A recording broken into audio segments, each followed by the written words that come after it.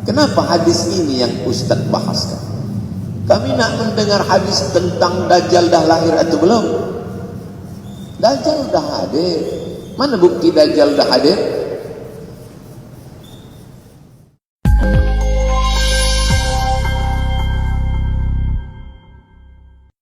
Bismillahirrahmanirrahim. Assalamualaikum warahmatullahi wabarakatuh.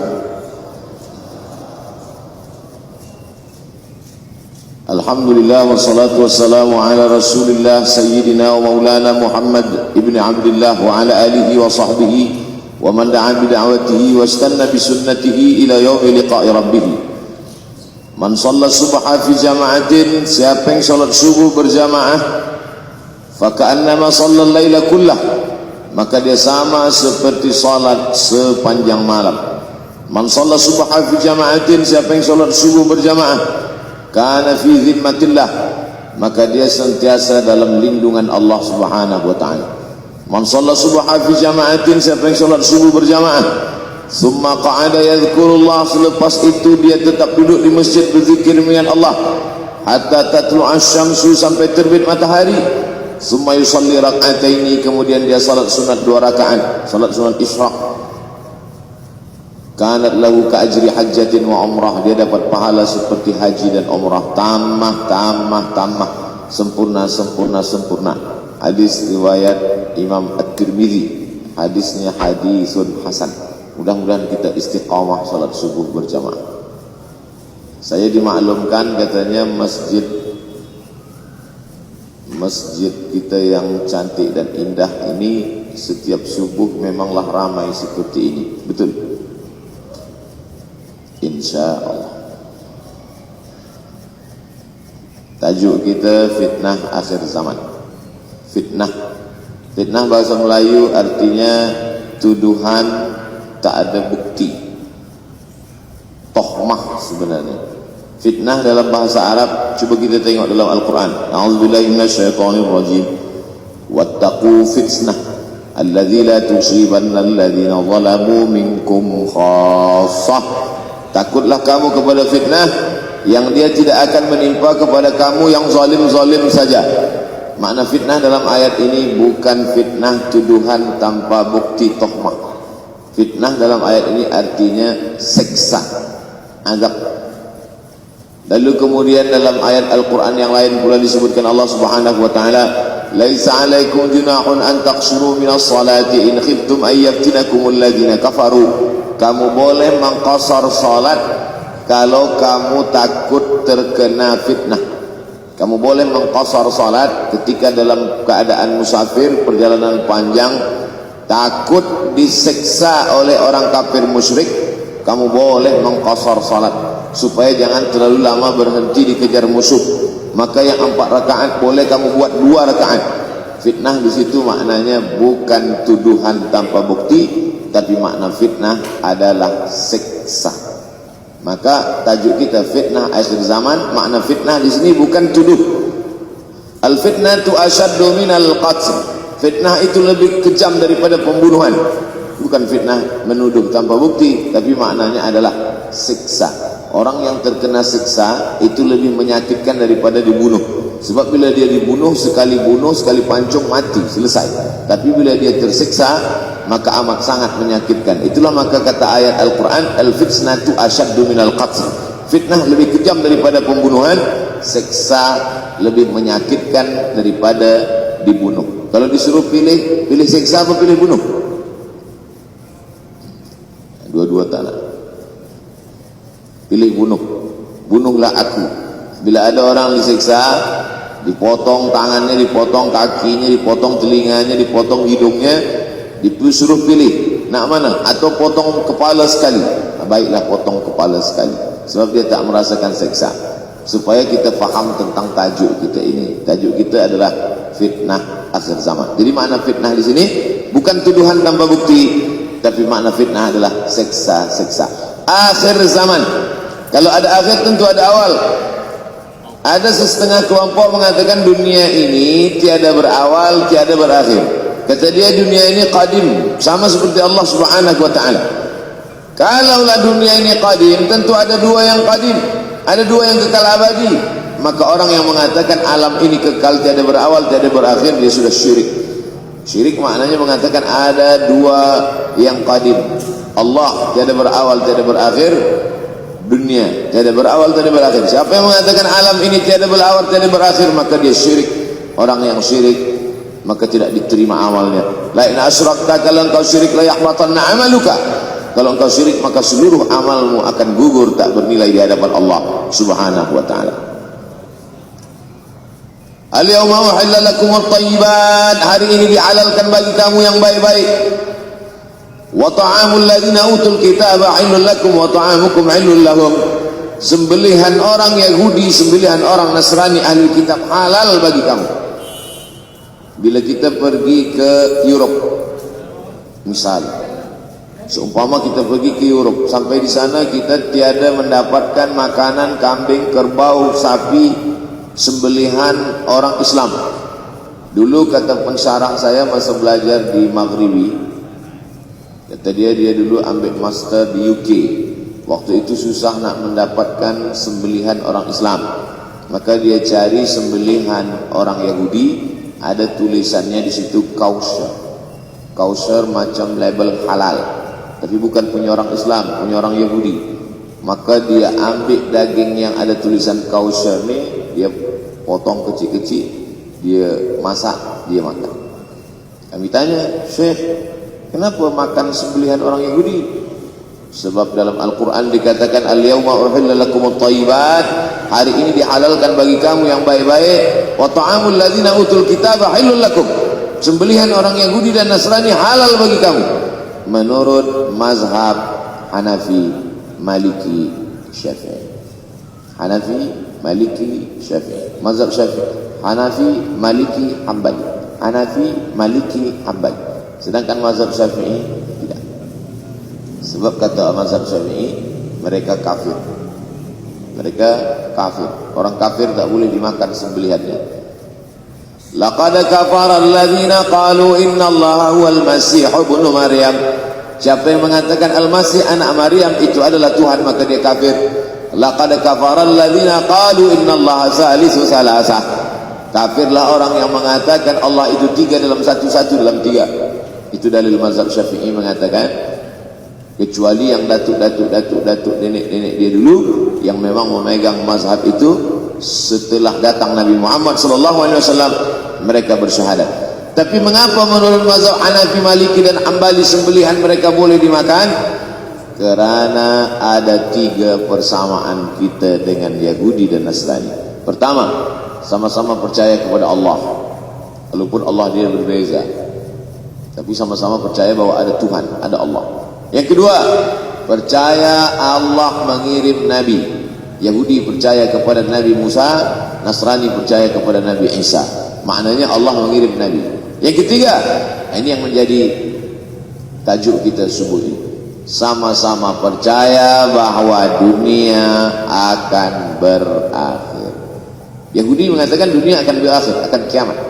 Nasrani mengatakan dunia pun akan berakhir, hancur, akan kiamat. Bagaimana dengan Islam? Ma huwal iman? Apa itu iman wahai Muhammad sallallahu alaihi wasallam?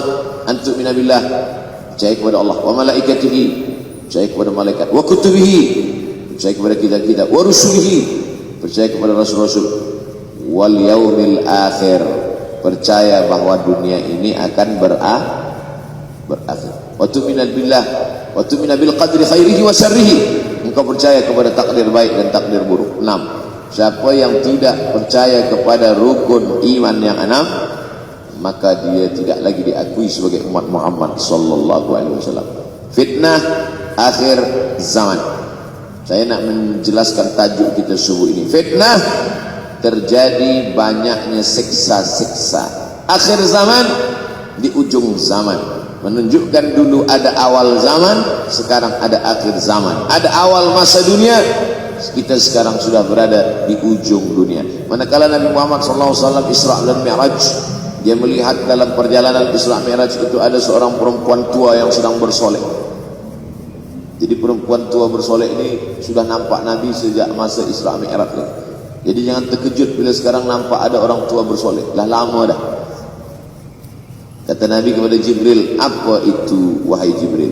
Kata Jibril, itulah dunia. Dunia sudah tua, tapi dia tetap juga ingin menampakkan dirinya muda. Dunia ini sudah tua, tak lama lagi akan hancur binasa.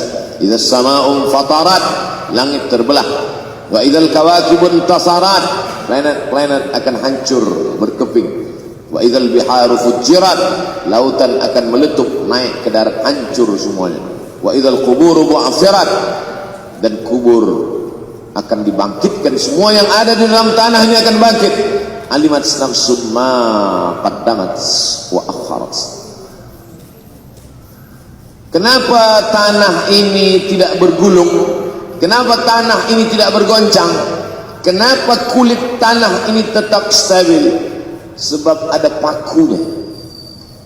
Seperti kertas yang ditempel di dinding, datang angin kencang, manakala angin kencang datang, kertas tak bergoyang sebab ada pakunya. Apa paku tanah ini? Surah An-Naba juzuk 30. Wal jibala autada, kami jadikan bukit-bukit, gunung-gunung sebagai autada, pasaknya.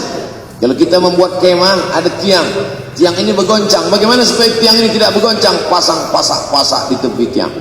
Pasak dunia ini adalah bukit-bukit. Kalau kita menengok ada bukit, maka sebenarnya sepertiganya saja yang ada di atas. Bukit yang besar di atas itu sepertiga, 2/3 bukit terhunjam, tertanam ke dalam tanah. Wal jibala autada. Tapi sampai masanya nanti bukit ini akan tercabut. Wa takunul jibalu kal ihnil manfush. Wa takunul jibal, bukit-bukit kal ihni, seperti bulu kambing. Manfush, bulu kambing yang dihembus angin. Hebatnya ayat-ayat Al-Quran itu, Allah memilih kata-kata sesuai dengan keadaan. Sembayang malam berat, nak jaga tidur malam berat. Kata berat bangun malam itu mengucapkannya pun berat. Wa minal laili fatahajjad, tahajjad berat. Sebagaimana beratnya jaga tengah malam, begitu Allah pilihkan kata yang berat, tahajjud berat. Wa takunul jibalu kal 'ainil manfush. Wa takunul jibal, bukit-bukit, gunung-gunung yang besar, yang berapi, kal jibal, kal ihni, seperti bulu kambing.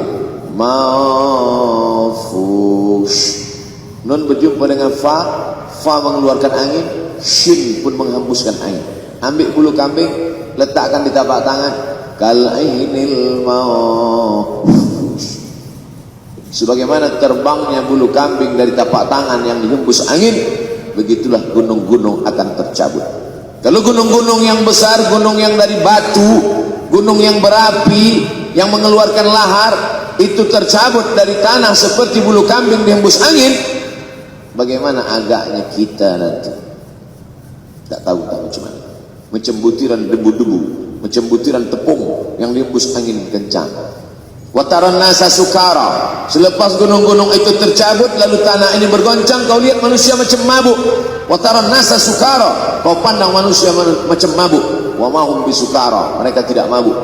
Mereka berjalan bergoncang bukan kerana mabuk, walakin azaballahi syadid, kerana azab Allah itu amat sangat kuat. Oleh sebab itu dianjurkan membaca tafsir juzuk 30.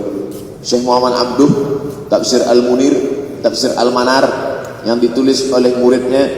Dia bagi tazkirah saja, dia tak ada menulis, tapi kemudian muridnya Rashid Ridha menulis, itulah dia tafsir Al-Manar.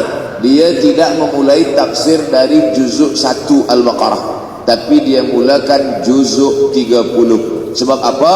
Sebab mengkaji juzuk 30, amma yatasaalun 'anil naba'il 'azim alladhi hum fi mukhtalifun kalla saya'lamun, bercerita tentang hari kiamat. Orang kalau sudah bercerita tentang hari kiamat, datang rasa takut, datang rasa cemas, datang rasa khawatir, kita akan mati, dunia akan binasa, apa yang akan kita bawa? Selepas dia mengkaji juzuk 30, datanglah semangatnya, khusyuklah dia solat, datang semangatnya beribadah, datang hilang rasa cinta harta, dia akan berwakaf, berinfak, bersedekah. Maka fitnah akhir zaman ini perlu dikaji selalu supaya kita mendatangkan khusyuk dalam hati, takut dalam hati, ridha, menerima keputusan Allah Subhanahu wa taala. Fitnah akhir zaman. Hadis yang saya pilih diambil dari kitab Sahih Al-Bukhari. Pendek saja, Sahih Al-Bukhari, tapi sebenarnya judul kitab ini panjang. Al-Jami' As-Sahih Al-Musnad Al-Mukhtasar min umuri Rasulullah SAW wa sunanihi wa ayyami. 7. Disebut dia Al-Jami' kerana dia mencakup 3 aspek: akidah, ibadah, akhlak. Al-Musnad kerana hadis-hadisnya bersanad dari Imam Al-Bukhari sampai ke Nabi Muhammad SAW. Ada silsilah. Al-Mukhtasar kerana dia ringkasan 7.275 hadis sahaja, padahal hadis Nabi banyak, maka dia ringkaskan, dia kecilkan menjadi 7.275 hadis. Min umuri Rasulullah, semua perkara-perkara Rasulullah, wa sunanihi, kebiasaan-kebiasaan Rasulullah, wa ayyami, hari-hari kehidupan Rasulullah SAW. Disebut Sahih Al-Bukhari. Bukhari bukan nama orang, Bukhari nama kampung, Bukhara, Uzbekistan sekarang. Nama dia Muhammad bin Ismail bin Ibrahim bin Al-Mughirah bin Bardizbah Al-Bukhari. Bardizbah datuk dia yang kelima mu'alaf masuk Islam, Majusi, penyembah api, dari Persia, Iran sekarang. Muhammad bin Ismail bin Ibrahim bin Al-Mughirah bin Bardizbah. 16 tahun berkeliling. 16 tahun berkeliling. Makkah, Madinah, Syam, Suriah, Mesir, balik, barulah kemudian dia menyampaikan hadis-hadis Rasulullah SAW. 16 tahun belajar hadis, baru dia mengajar hadis. Kita sekarang 16 kali masuk, itu pun ada 2-3 kali tak datang sebab jam. Selepas itu nak mencuba mengajar hadis dan berkata, kalau Bukhari mengajar hadis, aku pun boleh mengajar hadis. Bukhari makan, aku makan. Bukhari minum, aku minum. Bukhari manusia, aku manusia. Bukhari mengajar hadis, aku mengajar hadis. Betul. Tapi Bukhari mengajar hadis dari kepalanya, kita mengajar hadis dari laptop. Mati laptop, hilang hadis. Oleh sebab itu maka Imam Al-Bukhari, Masya Allah, tabarakallah, berapa hafazan hadis Imam Al-Bukhari? 600,000 hadis, 600,000 hadis. Lalu kemudian dari 600,000 hadis dia buang hadis-hadis dhaif, dia buang hadis-hadis maudhu', akhirnya 300,000 hadis. Dari 300,000 itu dia kecilkan lagi menjadi 7.275 hadis. Itulah yang dikaji oleh umat Islam dari mulai Maghribi hinggalah ke Semenanjung Melayu. Mudah-mudahan anak cucu kita ada yang menghafaz dan mengajarkan hadis-hadis Sahih Al-Bukhari, insyaAllah. Diambil dari bab zuhurul fitan. Zuhur, muncul, tampak, datang. Fitan, jamak dari kata fitnah. Fitnah 1, 2 fitnatan, 3 fitan. Diriwayatkan dari as-sahabi al-jalil, sahabat yang mulia, bernama Abdurrahman, ayahnya Sakhar, kampungnya Dus. Nama lengkapnya Abdurrahman bin Sakhar ad-Dusi. Kerana selalu membawa kucing dipanggil Abu Hurairah. Nabi memanggil dia, ya Abahir, wahai bapa kucing. Ya Abahir, wahai engkau orang yang selalu membawa kucing. Hatinya lembut, tak sampai hati dia menengok ada kucing tak makan, dia bagi makan. Abu Hurairah radhiyallahu anhu. Apa kata Abu Hurairah radhiyallahu anhu? Aku mendengar Nabi SAW bersabda, di antara tanda-tanda dekatnya hari kiamat itu adalah, dalam hadisnya ada 5. Yang pertama, yataqarabuz zaman. Zaman, masa, waktu makin pendek, makin singkat, makin tak terasa. Dulu nampak budak-budak, sekarang dah jadi mak budak-budak. Dulu nampaknya lama zaman masa ni, sekarang cepat saja. Dari pagi ke petang, petang ke pagi, pagi ke petang, petang ke pagi. Bahkan sekarang ada pula orang yang tak tahu petang, tak tahu pagi. Pagi tidur, petang tidur. Tak terasa saya ini sudah 8 kali datang ke Kuala Lumpur. Awal-awal sekali 2014, 2015, 16, 17, 18, 19, 20. Sudah kali yang ke-7. Saya datang setahun sekali saja, setiap bulan Februari. Bulan Februari datang, rupanya dah yang ke-7 kali bulan Februari. Ini saya bagi tahu supaya kita semua faham, saya datang bulan Februari, supaya tak datang balik. Sekali datang dari tarikh 2 hingga 9, pusing, balik.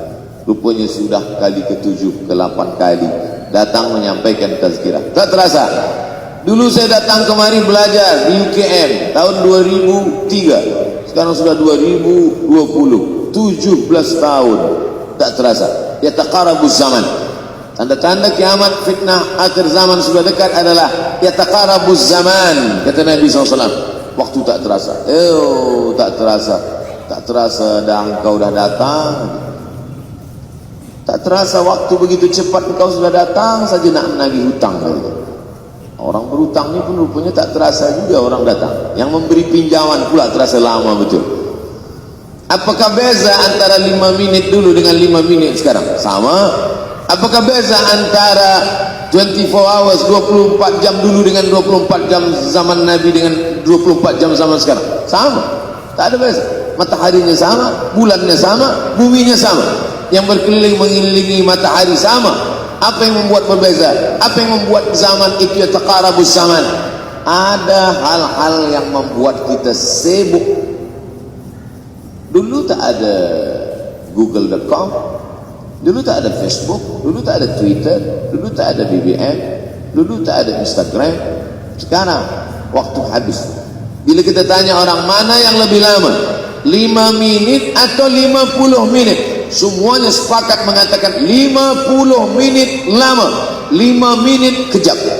Saya tanya 2 kali, pelajar-pelajar, penuntut-penuntut, mana yang lebih lama, 5 minit atau 50 minit? Semuanya berkata 50 minit lebih lama daripada 5 minit. Lepas tu saya balik, mana yang lebih lama? 5 minit menunggu azan maghrib bulan puasa, 50 minit status FB, Instagram. Oh, lebih lama 5 minit menunggu azan maghrib. 5 minit menunggu azan maghrib bulan puasa macam-macam mati jam. 50 minit hilang waktu tak terasa. Itu menunjukkan hadis Nabi itu. Semakin saya baca hadis Nabi, makin kuat keyakinan saya, makin kuat iman saya, makin hilang keraguan saya bahwa yang berbicara ini bukan manusia biasa, tapi dia dapat wahyu dari Allah. Wa ma yantiqu anil hawa in huwa illa wahyun yuha, melainkan wahyu dari Allah Subhanahu wa taala. Yataqarabuz zaman, masa begitu cepat berlalu tak terasa. Sebulan seperti sepekan, sepekan seperti sehari, sehari seperti sesaat. Akhirnya kita pun kehilangan waktu, habis.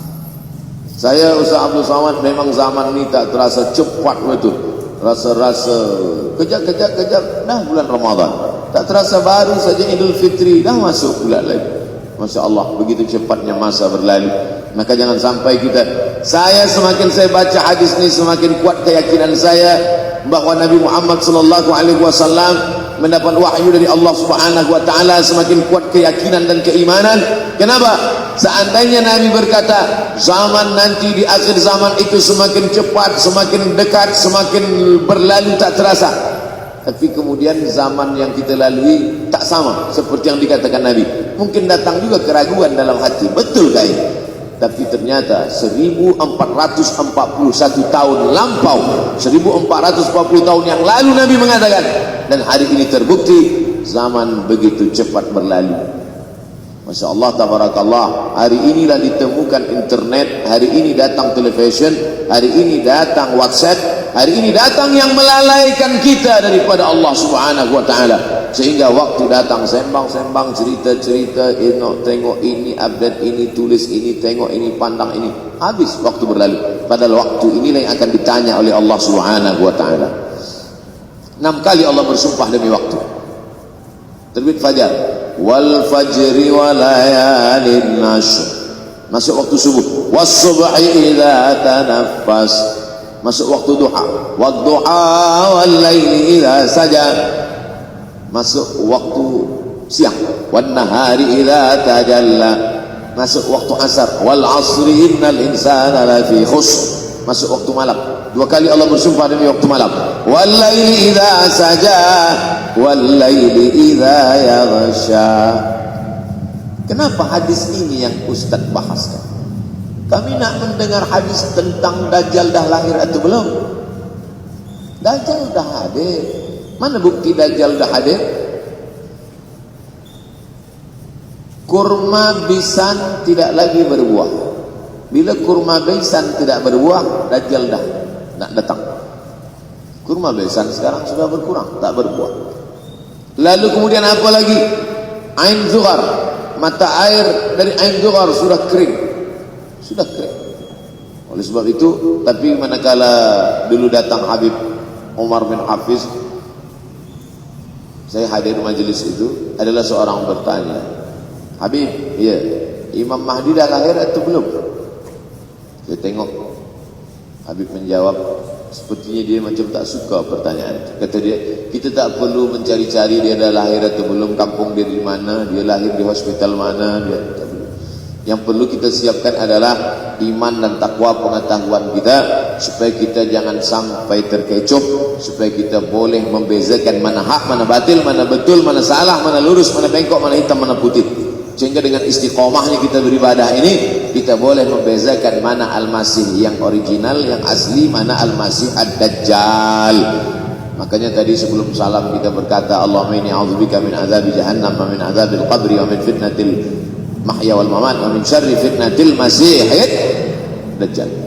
Membaca, menghafaz 10 ayat di awal surah Al-Kahf. Siapa yang menghafaz 10 awal ayat, hadis lain mengatakan 10 akhir, 10 awal 10 akhir, elok dua-duanya. Tapi Masya Allah, tabarakallah, anak-anak kita yang pakai jubah, pakai sorban putih ini, daripada tahfiz Quran, mereka tidak hanya menghafaz 10 awal 10 ujung, dari awal sampai ujung dia hafaz, 30 juzuk dia hafaz. Mudah-mudahan anak-anak kita penghafaz Al-Quran. Allahumma ja'al abna'ana wa banatina min huffazil Quran wal hafizat. Jadikan anak-anak kami menjadi para penghafaz Al-Quran, ya Allah, supaya selamat dia daripada fitnah Al-Masih Ad-Dajjal. Tapi saya pilihkan hadis tentang yang 5 ini. Dengan 5 ini kalau kita amalkan, insya Allah Allah akan selamatkan kita dari fitnah akhir zaman ini. Yang pertama, manfaatkan waktu, kerana waktu di akhir zaman ini yataqarabus zaman, kerana waktu semakin dekat tak terasa, hilang, berlalu. Maka isilah waktu ini dengan ibadah. Jangan sampai ada waktu yang kosong. Duduk sejenak kosong berselawat, Allahumma salli ala sayyidina Muhammad wa ala ali sayyidina Muhammad, Allahumma salli ala sayyidina Muhammad wa ala ali sayyidina Muhammad. Sempat-sempatkan ambil wuduk, solat duha walau 2 rakaat. Sempat-sempatkan sebelum tidur malam solat witir 3 rakaat, supaya tidur kita sentiasa dalam wuduk dan kita sempat solat witir. Andai mati kita malam itu, insyaallah mati dalam keadaan husnul khatimah. Usolli sunnatul witri salasa raka'atin lillahi ta'ala. Nanti malam jaga, tidak witir lagi, hanya tahajud saja. Sempat-sempatkan solat tahajud. Elok amat sangat baik solat wuduk 2 rakaat.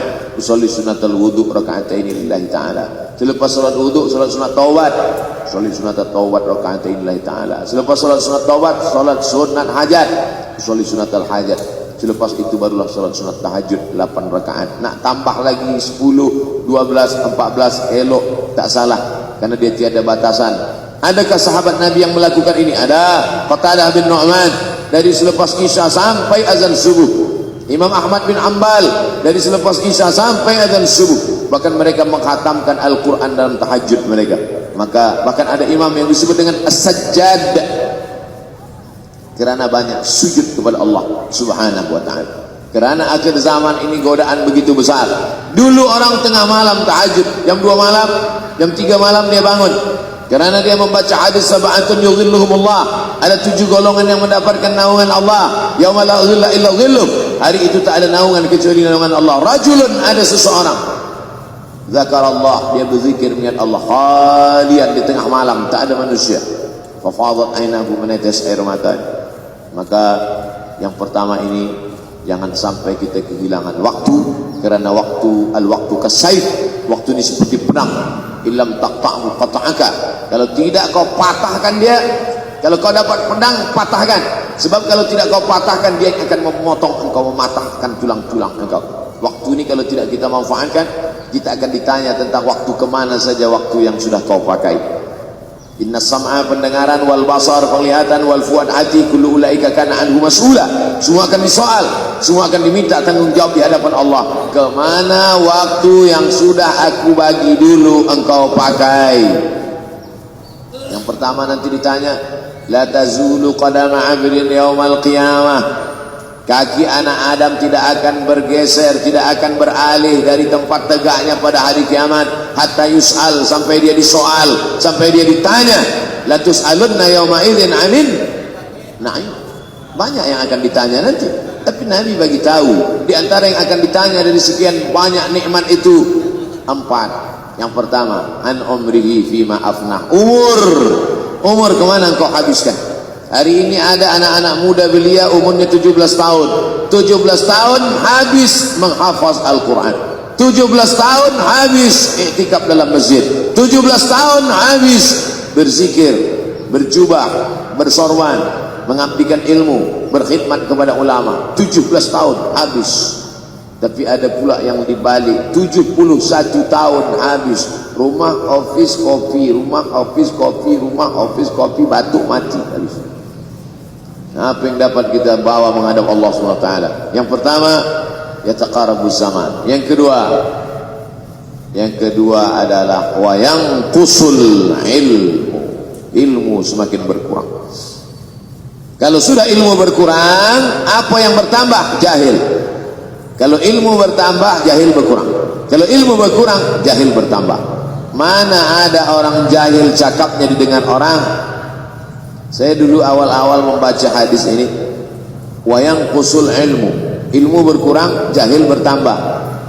Rasanya tak mungkin, tak logik, tak masuk akal. Mana ada orang tak berilmu cakap dia didengar? Sekarang baru saya faham. Dulu orang tak berilmu ditinggalkan orang. Sekarang orang tak berilmu asal dia pandai berbicara, dia akan didengar orang. Bahkan orang jahil pula punya channel. Apa namanya? Jahil.com. Orang jahil punya channel, banyak pula follower dia daripada follower kita, banyak pula viewer dia daripada viewer kita. Sebab apa? Sebab yang menyaksikan tiada berilmu, yang berbicara tiada ilmu. Oleh sebab itu maka kita galakkan menuntut ilmu di majlis-majlis ilmu. Untuk apa Abdul Somad sudah berumur 43 tahun pun masih pergi juga lagi ke Sudan belajar? Apa yang nak dicari? Tak lain tak bukan, mudah-mudahan kita termasuk orang yang sampai akhir hidupnya mencari ilmu, insyaAllah. Saya datang kemari bukan niat mengajarkan ilmu. Saya datang ke Malaysia tetap niatnya belajar mencari ilmu. Man salaka tariqan, siapa yang melangkahkan kaki melalui suatu jalan, yaltamisu fihi ilman, siapa yang melalui suatu jalan niatnya untuk mencari ilmu, sahalallahu lahu bihi tariqan ilal jannah, dimudahkan Allah jalannya menuju surga. Inna Allah la yantazi'ul ilma intiza'an. Inna Allah la yanzi'ul ilma intiza'an. Allah kalau mencabut ilmu bukan macam mencabut pokok kayu dari tanah. La yantazi'ul ilma intiza'an. Allah tidak mencabut ilmu macam mencabut pokok kayu dari tanah hingga ke akar, tidak. Lalu bagaimana ilmu ini dicabut? Biqabdil ulama. Dengan matinya ulama maka habislah ilmu. Meninggal Imam Syafi'i, berpulang ilmu. Meninggal Imam Nawawi, berkurang ilmu. Meninggal Imam Fulan, berkurang ilmu. Maka yang hadir adalah al-juhala. Yang lebih menakutkan lagi adalah al-juhala bi thawbil ulama. Orang jahil dengan pakaian ulama. Abdul Somad tidak mengatakan dirinya ulama. Saya selalunya membacakan ayat Quran, membacakan hadis Nabi, menyampaikan fatwa ulama. Tak pernah saya berteramah, bertausiah. Menurut saya, siapa saya? Siapa kita? Syafi'i manusia, saya manusia. Syafi'i boleh berfatwa, saya juga boleh berfatwa. Imam Syafi'i berfatwa Al-Quran 30 juzuk dalam kepala dia. Kita juzuk 30 pun kadang-kadang hilang. Imam Syafi'i balik dari masjid ke rumah, dia tutup telinga. Datang orang bertanya, Syafi'i, ya, kenapa engkau tutup telinga? Sebab bila aku dengar dari masjid ke rumah, semua yang aku dengar masuk tu semua aku ingat. Aku takut dia ingat di dalam, maka aku tutup. Kita yang saya sampaikan tadi pun tak ingat. Oh, ustaz mengejek kami. Lah, jangankan yang mendengarkan, yang bercakap pun tak ingat. Nasib baik datang orang Jepun mengingatkan kita. Nah, ini Nama dia Sony. Manusia ini lupa. Oleh sebab itu maka yang kedua akhir zaman, wayang kusul ilmu makin kurang. Maka bersyukur anak-anak yang dimasukkan ke rumah tahfiz. Kalau ada rumah tahfiz di kampung biasa, kalau ada rumah tahfiz di desa, dusun biasa, tapi ada tahfiz di tengah kota besar Kuala Lumpur, masih ada lagi rumah tahfiz Quran. Siapa yang mewakafkan rumah tahfiz? Siapa yang memberikan beras? Siapa yang memberikan duit? Siapa yang memberikan belanja? Siapa yang mengirimkan ustaz? Masya Allah, tabarakallah. Maka ini semua mudah-mudahan kita istiqamah semuanya insyaallah. Supaya apa? Supaya lahirlah anak-anak kita yang alim, berilmu. Karena ini makin banyak orang jahil, al-tau bi ghairi ilmin, memberikan tazkirah fatwa tanpa ilmu, dhalla wa adalla, dhallu wa adallu, sesat, menyesatkan. Kalau setakat sesat saja, ini sudahlah sesat, menyesatkan. Nauzubillah. Masuk yang ketiga. Yang ketiga adalah wayanqusul ilmu, setelah habisnya ilmu ini semua dicabut oleh Allah Subhanahu wa taala, lalu kemudian setelah ilmu dicabut Allah Subhanahu wa taala, wayulqas syuh wa man yuqashuh, sin dengan hak kecil, wa man yuqashuh nafsihi fa ulaika humul muflihun. Siapa yang selamat daripada sifat syuh, itulah orang yang beruntung. Hayya 'alal falah, mari kita menuju keberuntungan, kemenangan. Siapa orang yang menang? Selamat daripada sifat syuh. Ada orang menerjemahkan syuh ini pelit, bakhil. Bakhil ada yang lebih parah daripada bakhil. Syuh. Bakhil ini, bakhil tidak ingin memberikan uangnya untuk orang lain. Itu bakhil. Dia ada uang 10 ringgit, uang itu hanya dia makan saja, dia tak mau walaupun setengah sen kepada orang lain. Itu namanya bakhil. Kalau syuh ini, duit dia simpan, duit orang pula dia makan. Nah, itu syuh. Jadi lebih parah lagi. Oleh sebab itu kalau sudah ilmu ini dicabut, orang menjadi jahil, maka datang penyakit syuh yang ketiga. Apa itu syuh? Hubbud dunya, hubbul mal, wa tuhibbul mala hubban jamma. Engkau sayang kepada harta amat sangat sayang. Dia pegang semuanya sampai tak meleleh, tak menetes walaupun satu tetes. Akhirnya mereka inilah pendusta-pendusta agama. Ara'aital ladzi yukadzibu biddin, tahukah kamu siapa itu yang mendustakan agama? Fadzalikal ladzi yad'ul yatim, mereka itu yang membiarkan anak yatim. Wala yahuddu ala ta'amil miskin, dia tidak mempedulikan makanan orang miskin. Sebab apa? Bukan sebab tak ada harta, sebab syuh. Kenapa syuh? Sebab tak ada ilmu. Tak ada ilmu tentang akhirat. Dia pegang, dia simpan, mati, habis. Yang dia bawa hanyalah 1, 2, 3 helai kain kafan saja. Itulah mengapa Sultan Turki, Sultan Muhammad Al-Fatih, Sultan Abdul Hamid, coba tengok gambar Sultan Muhammad Al-Fatih, Sultan Abdul Hamid Turki dulu. Sorban dia besar-besar. Saya dulu terkejut, lama saya tengok, kenapa sorban orang Turki ini besar-besar. Lama-lama saya baca, rupanya sorban orang Turki itu kain kafan. Tuan-tuan, balik dari sini beli kain kafan 2 meter, ikatkan kepala, bawa sembahyang supaya ingat mati. Boleh kau menyiapkan kain kafan, baca kitab Tambihul Mughtarrin, peringatan bagi orang-orang yang tertipu. Di situ ditunjukkan banyak ulama, bahkan mereka menggali tanah di dalam rumahnya, malam-malam dia tahajud, selepas tahajud dia duduk di dalam tanah itu supaya terasa bagaimana rasanya mati. Gali tanah 2 meter, masuk ke dalam. Tapi kalau nak buat itu kita saja dengan Allah. Yang pula banyak juga orang sekarang udah gali tanah masuk ke dalam, streaming pula. Hai guys, nak rasakan mata? Mana boleh terasa?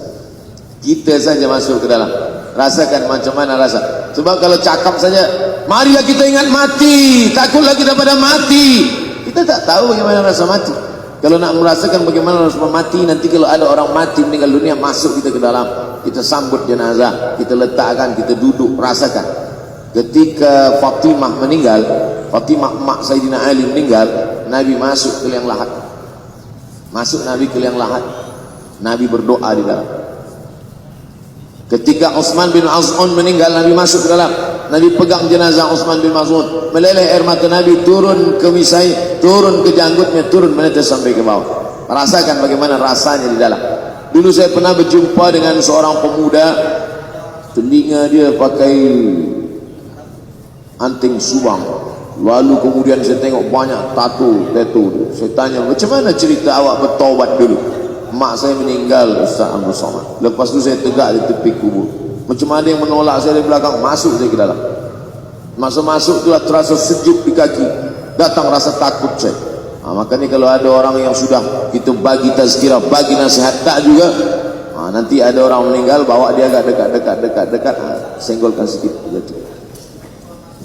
Gitu caranya supaya kita terasa mati ini, supaya apa? Hilangkan penyakit syuh, cinta harta, takut mati, dan membuat kita menjadi bakhil, pelit. Na'udzubillah. Yang keempat, wa tazharul fitan. Ini yang terkait dengan tajuk kita yang keempat. Wa tazharul fitan. Banyaklah fitnah, siksa. Dulu masa saya kelas 1 madrasah tahun 1990, berkumpullah kami bersama-sama dengan cikgu mengkaji masalah apa? Masalah Bosnia Herzegovina, mengamuk Slobodan Milosevic, menghancurkan umat Islam di Bosnia. Sampai ada yang meminta fatwa kepada Syekh Yusuf Al-Qardawi, bolehkah perempuan yang perempuan Bosnia yang dirogol tentara Serbia hamil, bolehkah dia menggugurkan anaknya? Kata Syekh Yusuf Qardawi, tak boleh. Maka dia biarkan saja anak itu lahir dan dia tidak dianggap berdosa karena ini sudah takdir Allah Subhanahu wa taala. Bagaimana mereka dibunuh?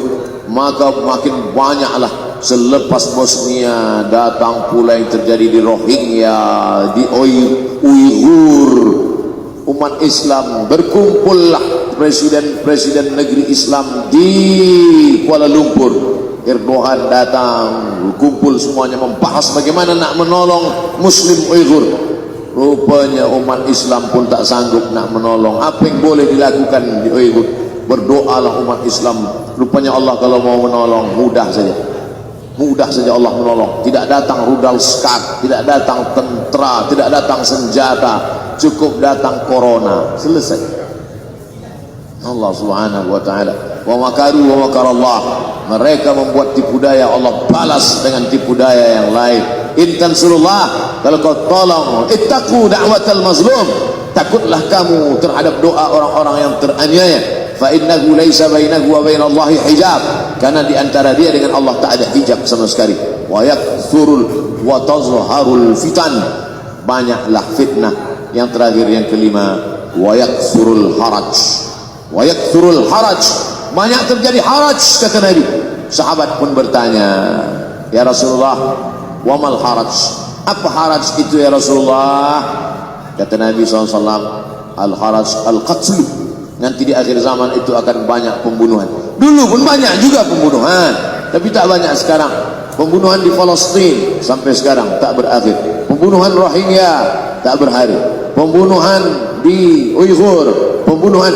Dulu imam masjid, imam salat tarawih dulu di Masjidil Haram, Allahumma ansuril Islam wal muslimina fi Palestin. Dulu satu. Lepas itu bertambah, Allahumma ansuril Islam wal muslimina fi Palestin wa Suriah. Selepas itu bertambah lagi, Allahumma ansuril Islam wal muslimina fi Palestin wa Suriah wal Yaman. Selepas itu bertambah wa Uyghur wa, akhirnya wa fi kulli makan. Semakin bertambah.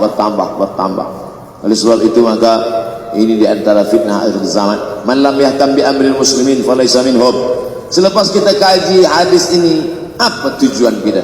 Tujuan kita semakin menguatkan keyakinan, banyak-banyak beribadah, nasihatkan anak menantu, sahabat, jiran, tetangga supaya semakin istiqamah menjalankan syariat, rajin-rajin sholat berjamaah, banyak-banyak berzikir, hatamkan Al-Quran, banyak-banyak berinfak, banyak-banyak bersedekah. Andai mati kita, insya Allah mati dalam keadaan husnul khatimah. Saya dimaklumkan bagi tazkirah 40 menit saja. Tadi saya mulai pukul 7 kurang 10, sekarang sudah 7.32. Corruption 2 menit.